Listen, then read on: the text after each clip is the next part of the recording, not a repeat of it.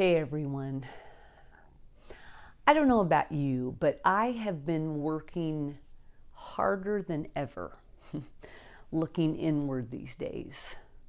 As the world is looking out, pointing fingers, blaming others for their plight, and focusing on things outside of their control, I've been looking deeper inside of myself. I loved what Dan Russell said to us all the way from the Middle East this week. It's never too late to change the direction of your life. I believe that now more than ever. Do you want to change the direction of your life, your health, your focus, your priorities, the way you present yourself to the world? I'm going to ask you to do something really hard today so that you might dig deeper maybe than you ever have before. I'm going to ask you to stop looking out as to why you're not living the life you want to live and start looking inward. Looking out blames and justifies. Looking inward accepts complete responsibility. How do you want to live? And remember what blaming and justifying looks like. Blaming is when we give responsibility over to another person. And justifying is when we give responsibility over to circumstances. The only way to change and transform is to accept responsibility and own every part of our stories. So back to the hard lesson of today. I'm going to ask you to do something that will probably cause most of you to lose sleep. And you know why I know that? Because I did. I attended an online seminar a few weeks ago that rocked me to the core. Donald Miller teaches productivity. Now, you wouldn't think that a productivity workshop would cause me to lose sleep, but it did. Because the very first thing that Donald Miller asked us to do was to write our obituary. I'm going to ask you to do the same thing. I'm going to ask you to reverse engineer your life. Or like so many of us have heard over the years, to begin with the end in mind. But before you do that, I have some important questions to ask you, and you're all going to be able to answer these questions. So grab a piece of paper and a pencil. First one, how old will you be when you leave this earth?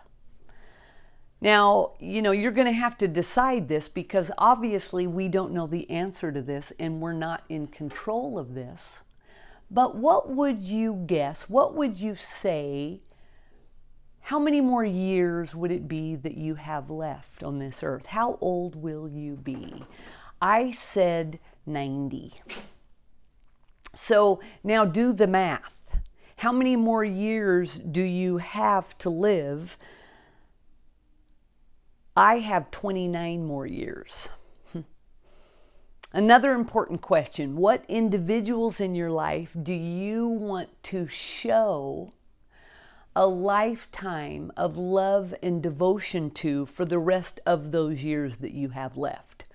You might have a list of 5 or 6, you might have a list of 20, you might have a bigger list than that. What is on that list? Who are the people on that list that you want to show a lifetime, the rest of your life, love and devotion to?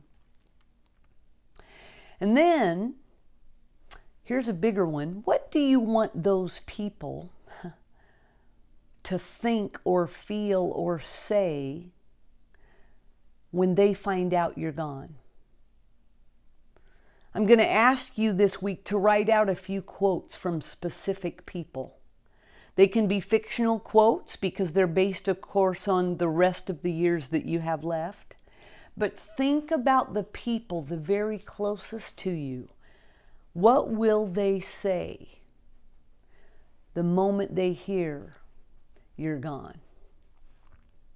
Now, with all that information, I'm going to ask you to write your obituary this week.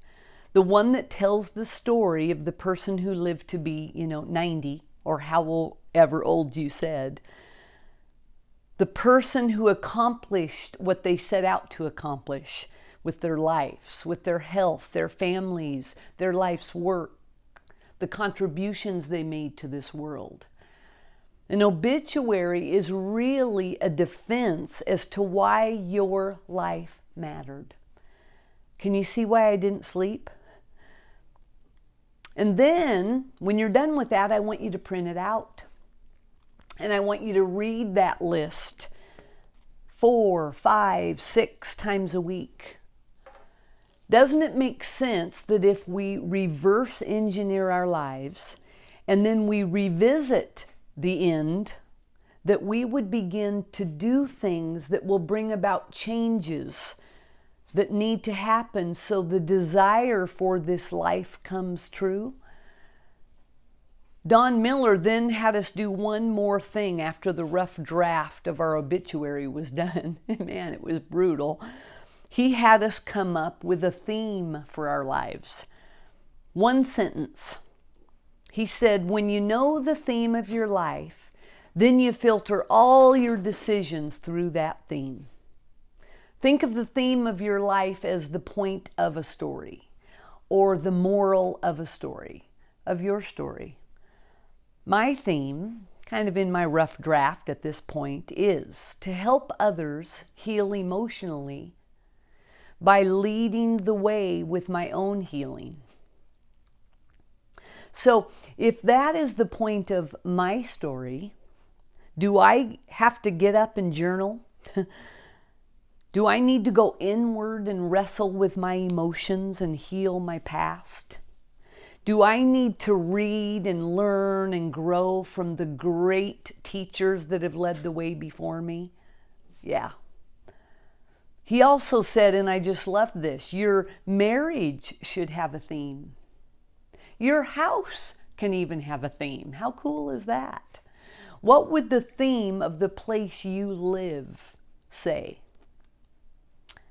But more important, what is the theme of your life? If what Dan said was true, which is never too late to change your story, then if Don said was true, that reverse engineering our lives causes us to make new decisions and daily decisions based on the future, then let's get after it.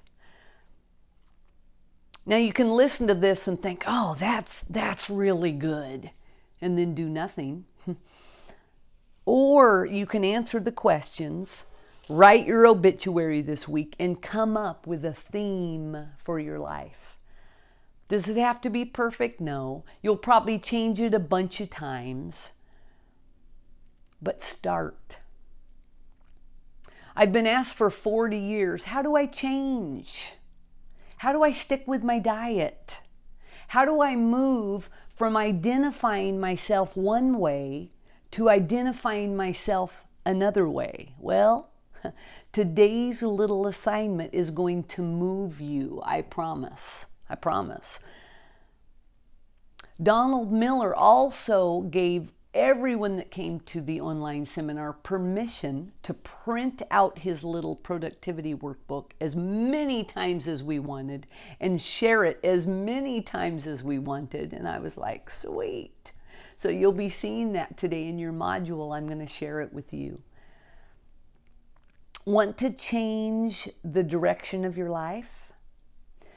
Want to get unstuck? Want to identify yourself different than you have for the last 20 or 30 years? Want to stay on the same course that you're on? Then begin with the end in mind.